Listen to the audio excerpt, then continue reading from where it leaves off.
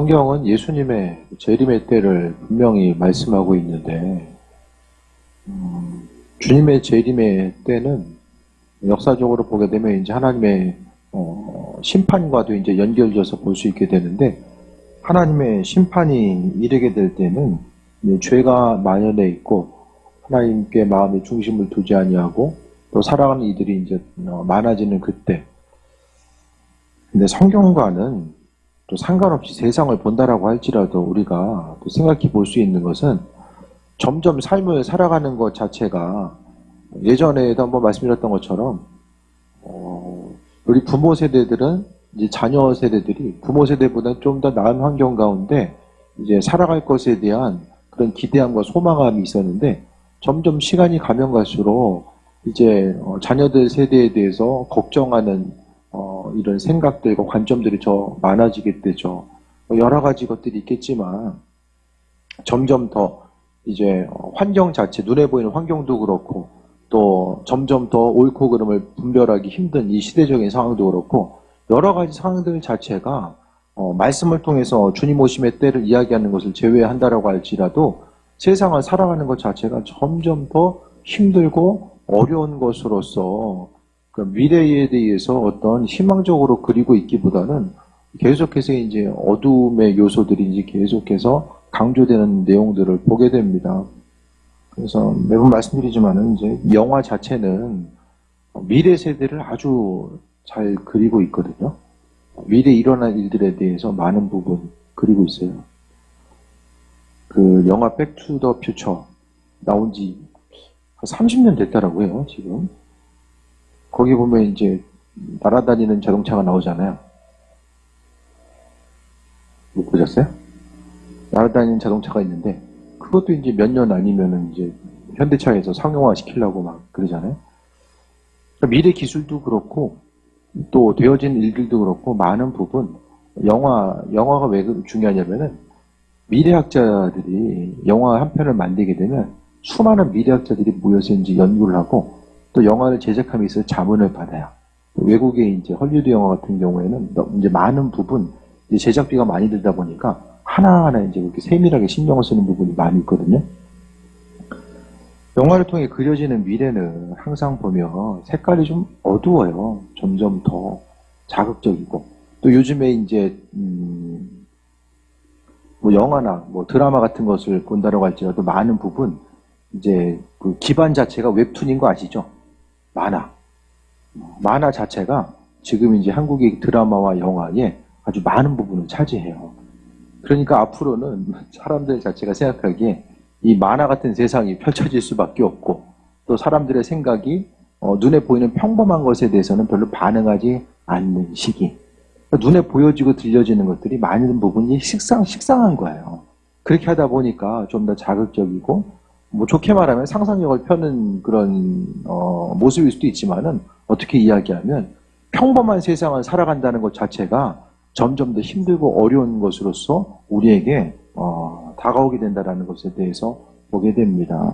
오늘 성경은 그런 시대적인 어려운 상황들을 이야기하고 특히 이제 데살로니가서는 우리가 배경적인 것을 보게 되면 믿는 사람들이 핍박과 어려움을 경험하는 시기, 특히 이제 그 믿는 사람들이 네로 황제 시대에 정말로 많은 박해를 받거든요. 사도 바울이 이제 죽음을 당하게 된 것도 그 네로의 박해 시대와 이제 맞물려서 볼 수 있게 됩니다. 신앙인들이 계속해서 환난과 어려움을 경험하고 있는 때에 믿는 이들이 바라봐야 될 것은 하나님 나라를 바라보고 살아야 된다라는 것. 그러니까 오늘 데살로니가서를 통해서 현실적인 어려움과 환난이 있을 때에 우리가 바라봐야 될 곳이 하나님 나라라는 사실을 분명히 본문 가운데 강조해주고 있습니다. 그래서 삶의 순간순간 뭐 여러 가지 것들이 있겠지만 우리가 온전히 바라봐야 될 것이 하나님 나라임을 오늘 본문을 통해서 다시 한번 볼 수 있게 되기 바랍니다. 수많은 사람들이 주님 언제 오시나라는 것에 대해서 관심을 기울이고 있었어요. 왜냐? 현실이 너무 힘들다 보니까 그냥 하나님 나라밖에 지금 눈에 안 보이는 거예요. 그들을 향해서 재림의 시기와 또 성도의 자세가 어떠해야 되는지를 오늘 본문 가운데 말씀하고 있는데 5장 1절에 형제들아 때와 시기에 관하여는 너에게 쓸 것이 없음은 때와 시기는 아무도 모른다라는 것, 그것을 이야기하면서 2절에 주의 날이 밤에 도둑같이 이룰 줄을 너희 자신이 자세히 알기 때문이다. 주님 오심의 때가 언제인지 모르지만은 도둑같이 임하게 된다라는 것에 대해서 말씀하고 있습니다. 그러니까 건강한 신앙인이라고 한다면 항상 우리에게 주어진 시간 자체가 뭐 언제까지인지 잘 모르잖아요. 그러니까 그날 하루하루의 삶을 통해서 주님 보시기 부끄럽지 않는 삶을 살아가는 것. 우리가 이제 노년을 생각하고 또 준비하고 나아가는 경우도 많이 있지만 그럼 그때 살아가 봐야 아는 거 아니에요. 언제까지 살지 우리가 아무도 모르기 때문에 그러니까 하루하루 삶에 있어서 우리는 이제 종말론적인 신앙을 가지고 살아가는 것이 무엇보다 중요합니다. 오늘 하루를 하나님께서 우리에게 선물로 주었다라는 것에 대해서 기억하고 그날 하루하루를 살아가는 것. 그래서 주의 날이 도둑과 같이 이른다라는 것. 그러니까 주님의 재림의 때가 오는 것. 그러니까 유대인들은 예수님께서 이 땅에 재림하시는 때가 환난과 어려움으로부터 해방되고 또 하나님 나라가 이 땅에 온전히 임하는 시기. 그것으로 이제 인식했습니다. 그러면서 3절에 평안하다 안전하다 그때에 임신한 여자애가 해산의 고통 이름과 같이 멸망이 갑자기 그들에게 이른다. 그러니까 여기서 보게 되면 믿는 사람들에게 있어서는 하나님의 은혜를 경험할 수 있는 축복의 시간이고 믿지 않는 사람들에게 있어서는 멸망의 순간이에요. 주님을 마주한 그 순간부터 재림한 주님을 맞는 그 순간부터는 성경에 보면 나와 있잖아요. 나누는 것밖에 없어요. 삶의 모습을 따라서 양과 염소난다고 하는 것처럼 오로지 나뉘는 것밖에 없습니다. 그때 가서는 후회해도 소용이 없고 아무것도 없어요. 우리의 수고와 헌신과 노력 아무것도 남은 게 없어요. 그냥 오로지 주의 말씀에 순종하면서 살아갔는가. 순종에 대한 흔적을 가지고 주님 앞에 설 수밖에 없고 우리의 자리는 그러니까 제가 말씀드리잖아요. 천국과 지옥은 우리 인생 가운데 지금 이제 정해진 거예요. 지금. 근데 문제는 변동 가능성이 있다는 게 문제지만은 지금 현실을 살아가고 있는 우리들은 천국 백성으로서의 삶을 살아가는 거죠. 그래서 하나님 나라에 들어갈지 못할지를 죽어봐야 하는 것이 아니라 우리는 이 시대 가운데 믿음을 통해서 그 하나님 나라를 지금 살아가고 있는 거야. 이 시대에 우리가 생각해 봐야 될 것은 이 어둠의 세상 가운데서 우리가 어떻게 적응하면서 살아가야 되나. 그것보다는 어둠 가운데 천국 백성으로서의 생각과 자세를 가지고 어떠한 자세를 가지고 이 땅을 살아갈 수 있을까를 분명히 돌아봐야 됩니다.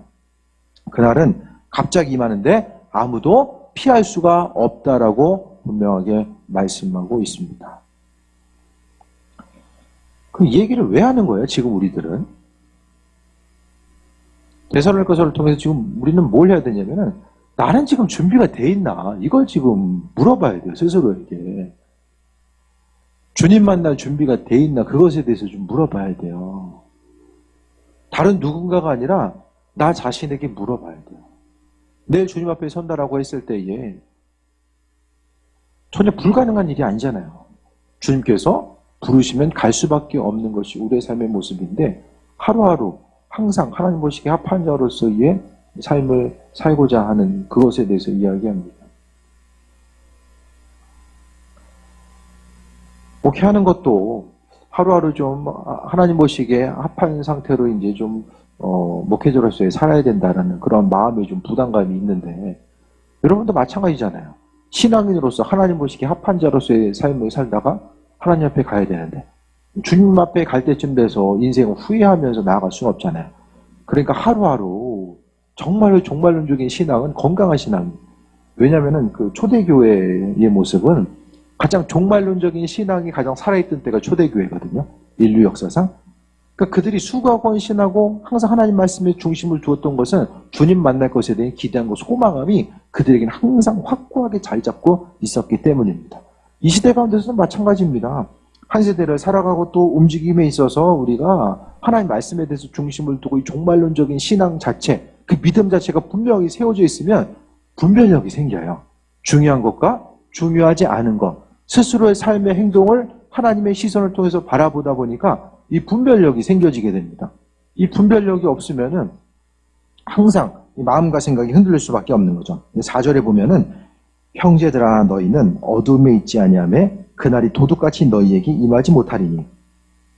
2절에는 도둑같이 이룰 줄을 너희는 자신이 자세히 알기 때문이다라고 말씀하고 있고 4절에는 그날이 도둑같이 너희에게 임하지 못하리니. 차이가 뭘까요? 도둑같이 임하는 것은 믿지 않는 사람들에게 도둑같이 임하는 거예요. 믿는 사람들에게는 도둑같이 너에게 임하지 않는다. 왜? 우리는 기다리고 있기 때문에. 도둑이 올 줄 알고 대비하는 사람들에게 도둑이 가기보다는 설마 도둑이 오겠어? 옛날에는 이 도둑 얘기 나오면 참 이렇게 삶의 드라마틱한 이런 경험들, 도둑맞은 경험들이 많이 있었을 텐데 요즘에 하도 CCTV가 발달돼가지고 도둑 맞는 것도 별로 없는 거 같죠? 요즘 도둑이 별로 없어요. 주변에 잘 못 들어본 것 같아요, 요즘에는. CCTV가 너무 발달됐어요. 그런데 요즘 도둑에 대해서 이제 주의 날이 도둑같이 임하는 건 아무런 준비가 되어 있지 않는 사람, 전혀 신경 안 쓰고 사는 사람, 한 세상 어떻게 하면 이 땅에서 더 많은 것을 이루고 살아갈까? 믿는 사람들이 많은 것을 소유해야 돼요. 근데 소유함을 통해서 항상 하나님께 그걸 증명해야 돼. 주님, 내가 가지고 있는 소유는 주님 원하시는 것을 흘려보내겠습니다라고 하는 마음의 자세 자체, 이걸 항상 기억하고 있어줘야 돼요. 그래서 저도 가끔 말씀드리잖아요. 주님이 어쨌든 간에 마음에 너 있는 거 다 주님께 내놔라고 마음 주시면은 내가 할 수 있을까? 아직까지는 할 수 있을 것 같아요. 그 믿음 가지고 살아가요. 그러니까 항상 우리가 어떤 세상을 삶에 있어서 어떤 그 경제적인 활동을 안 할 수가 없잖아요. 있는 소유, 있어야 필요한 것들에 대해서 하나님 아시니까. 그런데 소유의 문제가 항상 그 정점이 내가 되면 이것을 흘려보내지 않냐고 나한테로 계속 다가오게 되면 주님 오심에 대해서 별로 관심이 없어요. 오로지 이 세상에서 조금 더 쉽고 편하고 더 많은 것을 소유함으로 인하여서 조금 더 쉽고 편안한 삶을 살고자 하는 것, 또 거기서 더 나아가서 자녀들에게 조금 더 많은 것을 물려주고자 하는 그 마음의 생각을 이제 계속해서 사람의 욕심이 끝이 없잖아요. 그러니까 여기 도둑같이 임한다는 것은 주님 오심. 그러니까 성경에 보게 되면 그 부자 얘기가 나오잖아요. 소출이 너무 많아가지고 이거 참고 다시 써야 되겠다. 근데 주님이 말씀하시잖아요. 오늘 밤에 네 생명 가져가면 남은 소출 다 누구께 되냐. 주님께서 분명히 말씀하시잖아요. 그러니까 도둑같이 임한다라는 것은 전혀 준비가 돼 있지 않는 사람. 주님 내일 오신다라고 말씀하실 때 만약에 우리가 지금 준비가 돼 있는가. 아버지 보시기에 합한 자로서 주님 보시기에 부유한 자로서 준비된 사람. 그렇기 때문에 준비가 돼 있기 때문에 형제들이라고 이야기하는 것은 하나님 나라의 합한 자로서 함께 있는 그 신앙 공동체를 향해서 그리스도를 주로 고백하는 그 신앙 공동체를 향해서 너희는 어둠에 있지 않기 때문에 어둠 가운데 있지 않기 때문에 도둑같이 임하지 못한다. 어둠 가운데 있지 않는 것은 어떤 거냐면 하나님 말씀 가운데 거하는 삶을 이야기하는 거예요. 하나님 말씀은 우리의 삶을 비춰줘요. 말씀이 지혜입니다. 이 성경 말씀이 지혜가 되어서 우리의 삶을 비춰줘요. 그러니까 말씀이 없으면은 지혜가 없고 분별력을 갖지 못하기 때문에 항상 어둠 가운데 있게 됩니다. 그래서 우리에게 허락하신 소중한 시간 낭비하고 소중한 시간 그 열정을 낭비하면서 살아가게 되거든요. 그런데 어둠 가운데 있지 않고 하나님 말씀 가운데 거하는 삶을 사는 사람은 도둑같이 임하지 못한다. 기대하는 사람은 간절히 기대하고 소망하니까 그분 만나게 되는 축제의 시간이죠. 쉽게 이야기하면. 어두움과 안타까움의 순간이 아닌 거예요. 지금 생각하면 인생을 어느 정도 좀 기쁘고 행복하게 살다가 노년에 좀 주님 만났으면 좋겠다는 생각이 있을지 모르겠지만은 그게 이제 만약에 하나님 나라를 우리가 경험하고 구체적으로 하나님 나라를 보고 오면은 그 생각 별로 안 할 거야. 마음속에 하나님 나라를 구체적으로 그리지 못하니까 세상 것들이 더 좋아 보이고 인생 살아가면서 기쁜 날이 얼마나 있습니까, 우리? 현실을 딱 바라보면서 인생 진짜 행복하다. 어떤 것을 갖고 소유하면 더 행복할 것 같은데 근데 그것도 아니잖아요. 삶의 순간순간마다 주님 만나는 거, 하나님 나라에 대한 소망함을 가지고 우리가 세상을 살아가는 것이 너무나도 중요합니다. 5절에 너희는 다 빛의 아들이요 낮의 아들이라 우리가 밤이나 어둠에 속하지 아니하나니 빛을 이야기하고 있고 낮의 아들이라고 이야기하는 것은 성경의 빛은 무엇이죠? 하나님이 빛이고요. 그리스도 예수 주님이 빛이시고 하나님 말씀 그리스도 예수의 말씀이 빛이에요. 성경에서의 빛은 그분 자체를 이야기하고 있습니다. 절대 선이신 그분께서 우리에게 비춰주시는 것 자체가 그 빛이에요. 어둠과는 상관없는 것.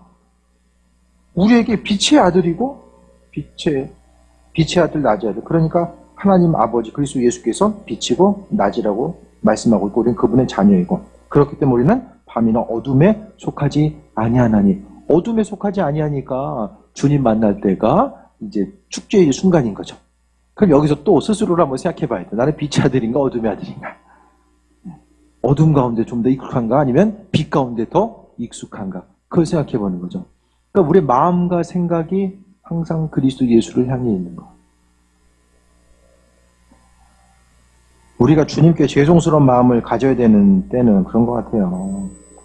주님보다 더 많은 부분을 마음속에 생각하고 하루를 살아감에 있어서 빛 대신 그분의 은혜 가운데 있으면 주님을 생각하고 인도하심 따라 그분의 자리, 내 안에 계신 그분의 자리를 좀 바라봐야 되는데 전혀 이제 인식하지 못하고 살아가다가 하루하루를 보내는 거 이거 자체가 주님께 가장 죄송스러운 일이 아닐까 요즘 좀 그런 생각을 해보게 됩니다. 빛의 아들이고 낮의 아들이기 때문에 우리가 지금 정해진 거잖아요. 빛의 아들, 낮의 아들로서 나중에 우리는 예수님 잘 믿어가지고 빛의 아들이고 낮의 아들이 된다라는 게 아니라 우리가 그리스도 예수를 주님으로 받아들인 그 순간부터 우리에게 예수님께서 너희는 빛의 아들이다라고 말씀해 주신 거예요. 그러니까 빛의 아들로서 살아가는데 마음의 생각 자체가 내가 하나님 나라를 바라보지 아니하고 땅의 것을 생각하고 또 어둠에 속한 자처럼 하나님 나라를 전혀 의식하지 않고 살아가다 보면은 이게 정체성에 혼란이 오게 됩니다. 하나님 나라의 백성인데 주님께서 하나님 나라의 백성이라고 말씀하셨는데 내가 그것에 대한 의미성이 무엇인지도 모르고 확신을 갖지 못하고 살아가다 보니까 인생을 살아가는 것 자체가 하나님의 능력을 경험할 수도 없고 혼란과 안타까움 가운데 젖어들 수밖에 없다라는 것에 대해서 말씀하고 있습니다. 삶의 순간순간 모든 것들에 대해서 돌아봤을 때에 시간이 점점 더 가면 갈수록 우리는 그렇잖아요. 어제보다는 오늘이 한 발짝 더 주님께 가까이 간 것이고 주님 만날 때가 조금씩 작년 이맘때보다 1년 당겨졌잖아요. 얼마나 많이 당겨졌어요. 우리가 이제 주님 만나는 시간에 우리가 이쪽에서 이렇게 가고 있는데 주님도 이렇게 오고 계시면은 이게 점점 더 빨라지는 거죠. 근데 시기적으로 성경에서 이제 이야기하는 시기 자체가 세상이 점점 더 살만한 곳이 이게 아니다라는 생각을 점점 많은 사람들이 동의하면서 살아가게 되잖아요.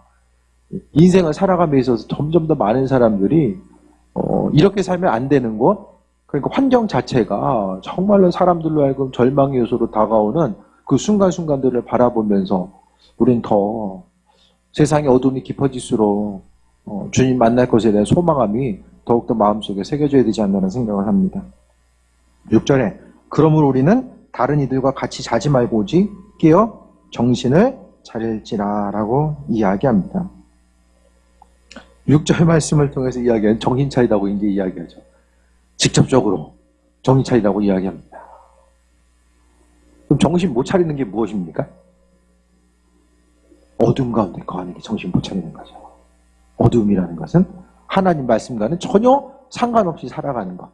보여지는 대로 살고 스스로 옳다라고 생각하는 곳에 살고 또 남들 옳다라고 여기는 것을 생각 없이 뒤돌아가면서 살아가는 것 자체가 이제 전부 다 이제 정신 없이 살아가는 것으로서 이야기하는 거죠. 정신을 차리고 살아가라는 것은 깨어있으라는 거야. 깨어있으라는 거. 깨어있는다라는 것의 의미성은 우리 어떻게 깨어있을 수 있죠?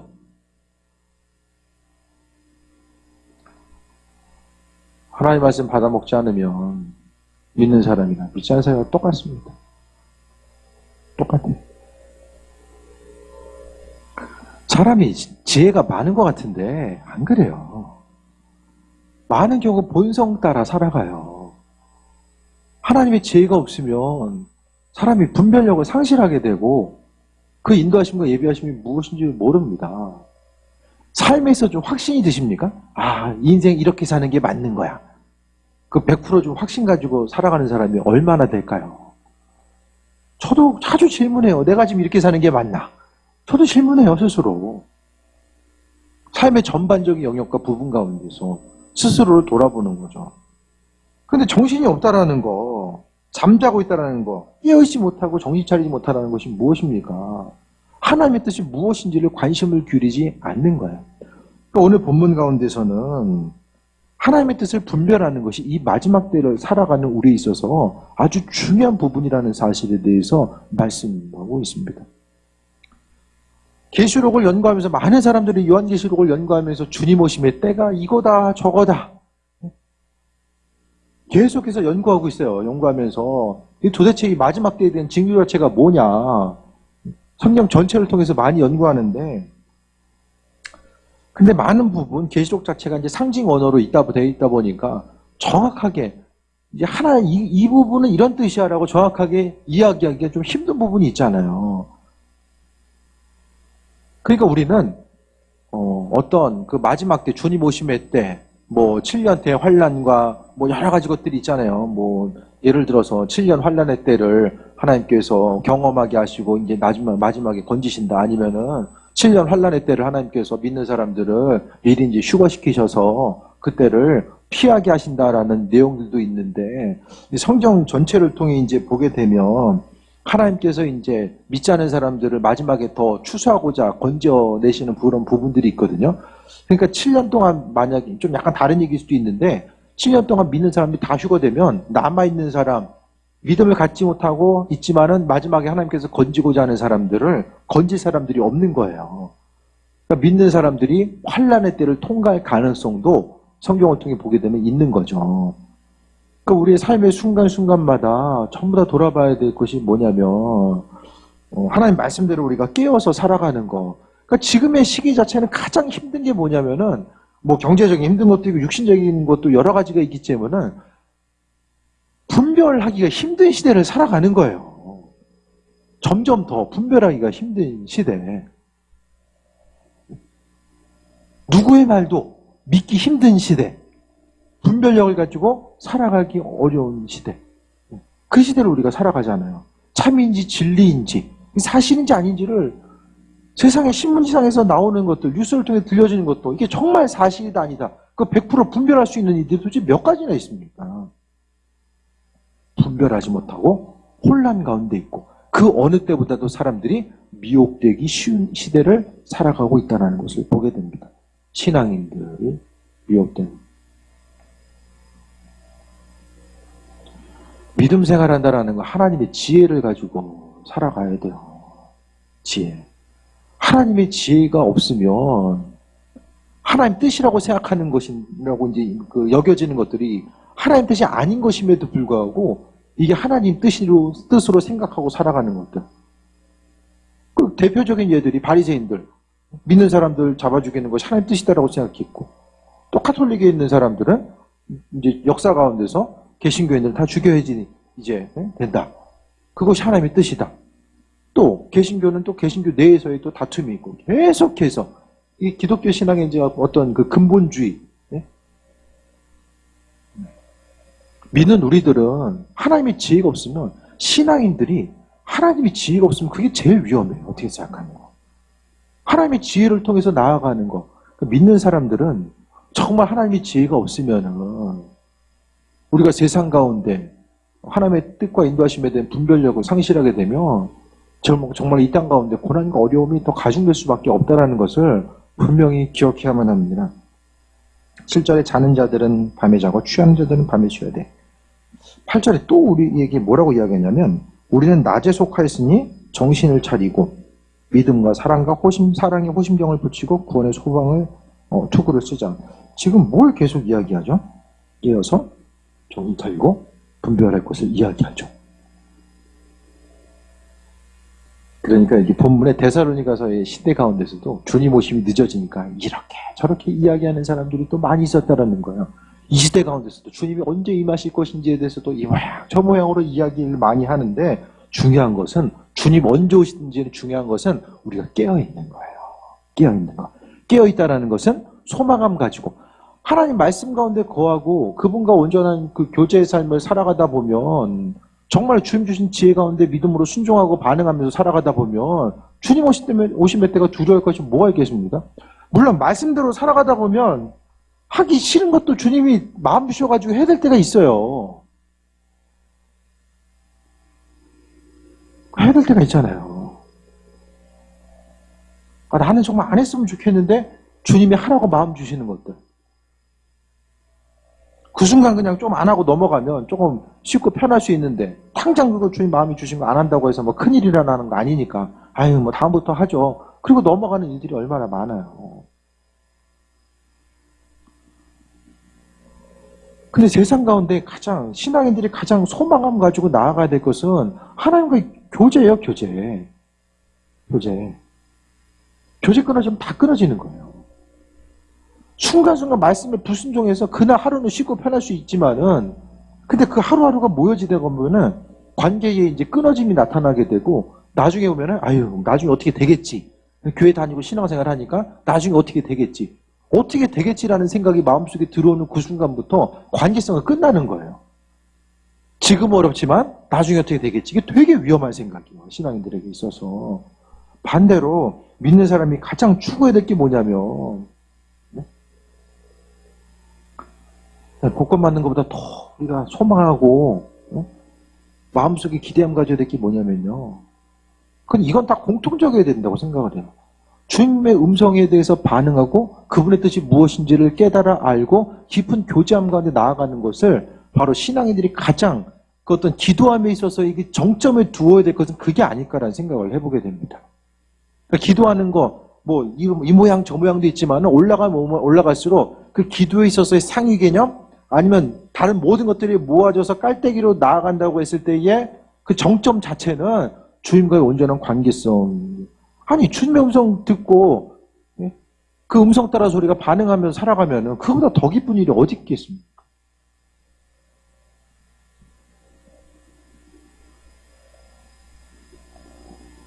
올해 가장 기대하고 소망하는 바가 무엇입니까? 올해 기도 제목에 대해서 사모님한테 올해는 좀 교회 좀 옮겼으면 좋겠다.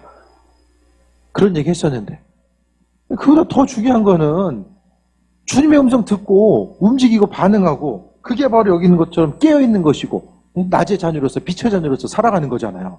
주님의 음성 가운데 교제하는 거. 그 소망함을 좀 가져야 돼요. 뭐 지금까지 몰랐는데 뭐 앞으로 어떻게 알게 되겠어? 그게 아닙니다. 세상 일을 위해서 우리가 힘쓰고 노력하는 것만큼 그보다 훨씬 더 많은 그 인내와 소망함과 노력을 주님의 음성 듣고 반응하고 움직이는데 거기 사용해야 돼요. 그것만 되면은 주님의 오심에 대해서 당장 내일 죽는다라고 할지라도 뭐 두려울 것이 뭐가 있습니까? 주님이 살려고 하는 데까지 살다가 그냥 가면 되는 거죠. 많은 사람들이 세상을 살아가면서 두려움이 있고 어떤 죽음의 순간에 두려움이 있는 것은 그 평소의 관계성 가운데 소망함과 기대함, 그 깊은 교제함 가운데 있지 못하다 보니까 주님이 나를 어떻게 생각하실까? 내가 죽음 이후에 어떻게 될까? 그것에 대한 확신이 없는 거예요. 그냥 어떻게 되겠지라는 생각을 가지고 살아가다 보면 그것 자체가 정말로 위험한 것으로서 우리의 삶을 억누르는 것으로 다가올 수밖에 없습니다. 낮에 속해 있기 때문에 정신차리란 말을 지금 6절을 통해서 정신차리라고 이야기하고 8절을 통해서도 정신차리라고 이야기했죠. 정신을 못 차리고 있기 때문에 이야기하는 거예요. 그럼 정신 못 차린다는 게 뭐죠? 주님 오심에 대한 소망과 기대함. 그러니까 낮에 속한 자로서 하나님 말씀 앞에 반응하지 않냐고 그 관계성 가운데 움직이지 않고 있기 때문에 정신 차리는 거죠. 깨어있으라는 거예요. 신앙인들에게 깨어있는 거. 저 사람 깨어있어. 교회 공동체 가운데서 깨어있다는 것은 뭘 이야기합니까? 주님 지혜가 있는 거죠. 하나님 말씀이 그 안에 있으니까 정말 분별력이 있는 거예요. 분별력이 있다는 것은 삶의 행동을 통해서 분별력 있는 삶을 살아가는 거죠. 분별력 가지고 살아가는 거. 그 예비하심과 인도하심이 무엇일까를. 그러니까 순간순간 신앙도 많은 부분 마음먹기에 따라 다르잖아요. 삶의 순간순간 하나님께서 허락하시고 인도하심의 뜻이 무엇일까에 대해서 돌아보고 나아가는 거죠. 그래서 8절에 정신 차리는 게 구체적으로 무엇인지를 말씀해 주고 있어요. 믿음과 사랑과 소망. 믿음과 사랑이 호심경, 가슴을 보호하는 거죠. 그리고 소망이 투구를 쓰자라고 이야기합니다. 믿음과 사랑, 소망을 덧입어요. 그리스도 예수에 대한 사랑, 믿음, 소망. 결국 호심경을 붙이고 믿음과 사랑과 소망은 예수님이에요, 예수님. 그래서 주님으로 덧입는가. 그게 바로 준비된 삶이에요. 주님 오심의 때를 어떻게 준비해야 될까? 막연한 게 아니라 예수님께 집중하다 보면 나도 모르는 사이에 천국 백성으로서의 온전한 삶을 살아가는 거예요. 그러니까 우리는 말씀을 통해서 스스로에게 계속 질문해야 돼. 우리 큐티에서도 계속 질문하잖아요. 그렇죠? 큐티를 보면은 계속해서 스스로를 향해서 질문하게 하잖아요. 그러니까 우리가 스스로 말씀을 읽을 때도 질문해야 되는 거예요. 목회하는 저는 이렇게 목회하는 게 지금 하나님 보시기에 합한 거냐. 그것에 대해서 돌아보는 것이고 삶의 순간순간 다 마찬가지입니다. 여러분도 신앙인으로서 직분자로서 이렇게 신앙생활 하는 것이 하나님 보시기에 합한 것인가 맞는 것인가. 그 무엇보다 더 중요한 것은 그리스도 예수로 내가 덧입고 있는가. 내가 주님과의 깊은 교제함 자체를 우리랑 가장 붙어있는 게 옷이잖아요. 지금 옷 가장 붙어있잖아요. 그러니까 덧입는다라는 거, 옷 입는다라는 거, 투구를 쓰고 호심경을 붙인다라는 거.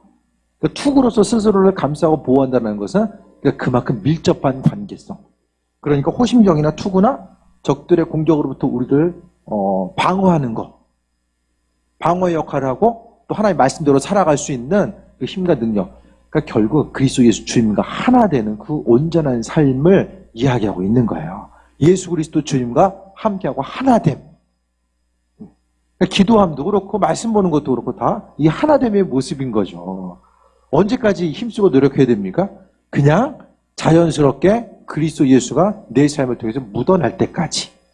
주님의 뜻이 뭘까? 힘쓰고 노력하지 않아도.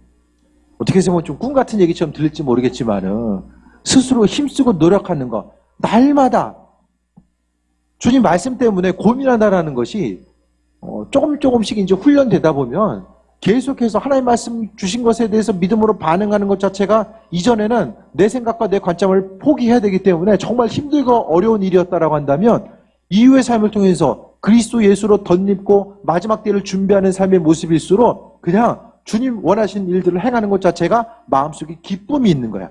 참된 기쁨과 소망함 자체가 세상 어떤 것들이 좀 더 되어졌다고 해서 되는 것이 아니라 그냥 주님 기뻐하신 일들을 내가 행하는 것. 가장 기쁠 때가 언제이십니까, 여러분? 내 인생 가운데 가장 기쁠 때. 주님 기뻐하신 일들을 내 삶을 통해서 증거하고 또 그분께서 우리의 마음에 주시는 것들에 대해서 믿음으로 반응하고 순종하는 것 자체가 그것이 참된 기쁨의 요소가 되었을 때에 하나님 나라의 합한 자로서의 온전한 삶을 살아갈 수 있는 거죠. 피조물 넣었어. 창조주 되신 그분을 위해서 우리가 작은 것이라도 움직이고 행동하고 반응할 수 있는 것.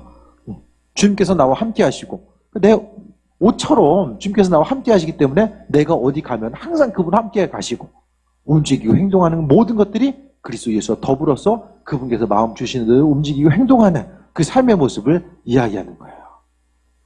그래서 내 인생 가운데 가장 기쁘고 행복한 순간이 언제인가? 또 반대로 어려움의 순간은 언제인가? 그걸 좀 생각해 보시기 바랍니다. 9절 봅니다. 하나님이 우리를 세우심은 노하심이 이르게 하심이 아니요 오직 우리를 주 예수 그리스도로 말미암아 구원받게 하십니다. 그러니까 하나로 지금 우리가 하나로 이 구슬을 꿰 수 있어야 돼요. 도둑같이 임하지 않고 우리에게는 알 수 있도록 주님께서 임하신다는 것. 그 때와 시간을 정확히 알 수 있는 것이 아니라 기대함이 있기 때문에 도둑같이 임하지 않는다라는 거예요. 그러면서 우리가 빛과 낮의 아들이기 때문에 깨어있지 말고 정신 차리고 또 믿음과 사랑과 소망의 투구를 쓰자라고 이야기하면서 우리로 하여금 말씀하고 있는 것이 예수 그리스도로 말미암아 구원받게 하십니다. 우리가 깨어서 하나님 나라를 바라보시는 것이 예수 그리스도고요. 10절에 보면 예수께서 우리를 위하여 죽으사 우리를 하여금 깨어있든지 자든지 자기와 함께 살게 하려 하셨느니라. 결국 핵심이 예수님이죠. 지금 데살로니가서를 통해서 이야기하고 싶은 것은 주님과의 관계성을 물어보고 있는 거예요. 예수님과의 관계성. 천국 가려면 뭐를 더 해야 되지? 그거 생각하면서 골머리 생각하라고 그걸 이야기하는 것이 아니라 주님과의 관계성 자체가 세상을 살아감에 있어서 깨어있는 자들에게 있어서 가장 중요한 핵심적인 부분이 바로 그리스도 예수라는 사실을 말씀하고 있습니다. 11절에 그러므로 피차 권면하고 서로 덕을 세우기를 너희가 하는 것 같이 하라. 우리가 그리스도 예수 주님이 있으면 권면하고 덕을 세우는 것 자체가 내 안에 예수님이 내 삶을 통해서 옆 사람에게 증거되는 거예요. 그것이 마지막 때를 살아감에 있어서 서로를 향해서 세워주고 히브리서를 통해서 주님이 마지막 때에 주님이 가까움을 볼수록 더욱더 모이기 힘쓰라고 분명히 말씀하고 있잖아요.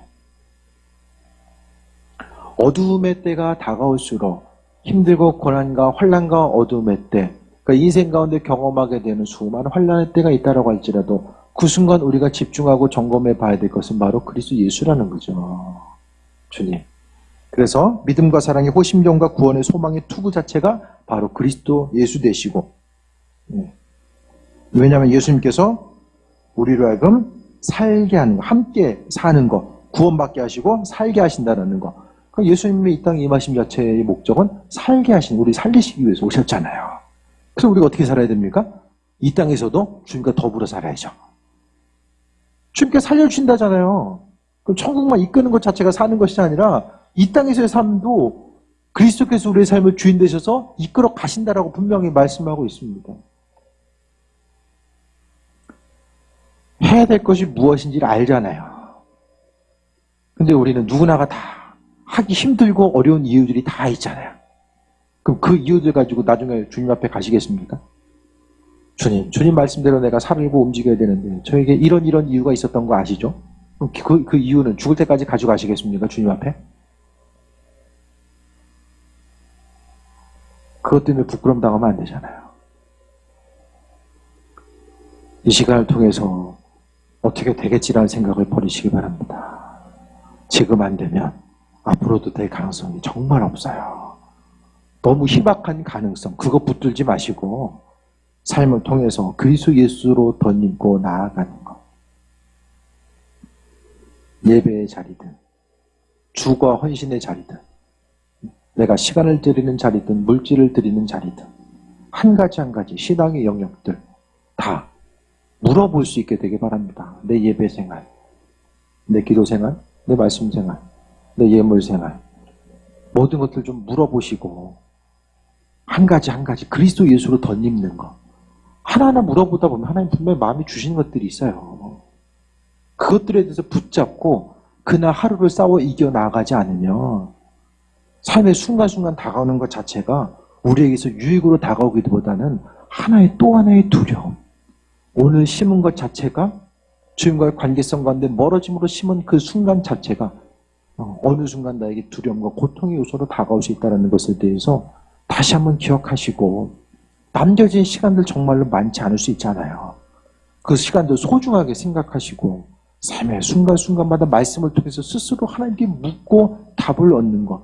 때로는 물어보는 것 자체가 스스로를 포기될 때도 있지만 그걸 포기하는 그 연습 자체가 되지 않으면은 항상 말씀 때문에 고민해야 되는 거예요. 차든지 덥든지 둘 중에 하나라고 했는데 항상 중간에서 고민하다가 세월은 흘러가게 되고 마음의 연약함이 더해져서 하나님 나라의 백성으로서 살아가지 못하고 도둑같이 이르게 되는 주님의 그 오심이 때로는 환난과 어려움의 요소로 다가올 수 있다는 것에 대해서 다시 한번 돌아보시고 이 새해를 우리가 다시 한번 출발함에 있어서 신앙의 영역들 한 가지 누가 이야기하고 누가 권면하는 그것을 넘어서서 스스로 돌아보시고 마지막 때를 준비함에 있어서 내가 내 연약한 부분이 뭘까 하나님 보시기에 합하지 않은 모습 뿐만 아니라 그리스도 예수로 덧입으라고 말씀하고 있는데 그분과의 관계성 가운데 도대체 나는 뭐 때문에 방해받고 있는가? 그분과의 친밀한 관계성 가운데 나아감에 있어서 방해받는 요소가 뭘까? 그것에 대해서 아주 세밀하게 점검하고 나아가지 않으면 어려움이 있다는 거예요. 몸이 조금만 아파도 왜 아프지? 병원 가잖아요. 육신의 문제, 고통의 문제 해결하려고 가잖아요. 육신의 문제뿐만 아니라 영적인 문제, 내가 영적으로 병든 것이 있고 하나님 보시기에 걸림돌이 있고 믿음으로 반응하고 나아감에 있어서 항상 내 발목을 잡는 것이 있다면 다시 한번 돌아보시고 민감하게 반응하며 주님 은혜 가운데 올 한 해 달려가면서 더 깊은 작년보다는 올해보다는 내년이 아버지와의 깊은 관계성 가운데 거하고 주님께서 마음의 어떤 순종함의 모습을 요구하시고 우리와 더불어 살기 원하시는 그 모습 가운데서 정말 주님 기뻐하신 일이 내가 기쁘고 또 주를 위해서 살아갈 수 있는 것 자체가 참된 기대함과 소망이 돼서 살아갈 수 있는 것, 주님 기쁘시게 되는 귀한 삶을 살아가면 아버지께서 우리의 삶에 더욱더 풍성한 은혜로 비춰주십니다. 날마다 똑같은 거 가지고 고민하지 마시고 하나님 보시기 합한 자로서 존재하게 쓰임받고 천국 백성으로서 우리로 하여금 함께 살게 하기 위해서 이 땅에 오셨다라고 말씀하신 주님, 이 땅 가운데서 주님과 더불어 동행하는 삶, 노아가 그랬고 하나님의 사람들, 에녹이 그랬던 것처럼 주님과 교제하는 삶, 동행하는 귀한 삶으로 함께 나아가는 올 한 해의 삶이 되시길 축원드립니다. 자, 기도합니다. 하나님 사랑에 감사합니다. 아버지 기뻐하신 뜻이 무엇인지를 알고 주님 하지 말라고 하는 것이 무엇인지를 아는데 순간순간 포기하기 싫고 또 그것 아니면 마음의 어려움 경험할 것 같아서 내려놓지 못하는 것들, 내려놓을 수 있는 믿음의 결단, 용기를 허락하여 주옵소서. 뒤로 미루지 않게 하시고 하나님 마음에 합한 자로서의 삶을 살기 원합니다. 하나님 말씀이 귀에 들려졌을 때 한 귀로 듣고 흘리는 것이 아니라 마음판에 새겨지고 새겨진 말씀이 우리의 삶을 살아가게 하는 원동력 되게 하여 주옵소서. 하나님 선하신 뜻을 비춰주시고 은혜 위에 은혜 더하시고 아버지 보시기에 부끄럼 당하지 않는 존재한 삶을 살게 하옵소서. 예수님의 이름으로 기도드립니다. 아멘. 찬양하고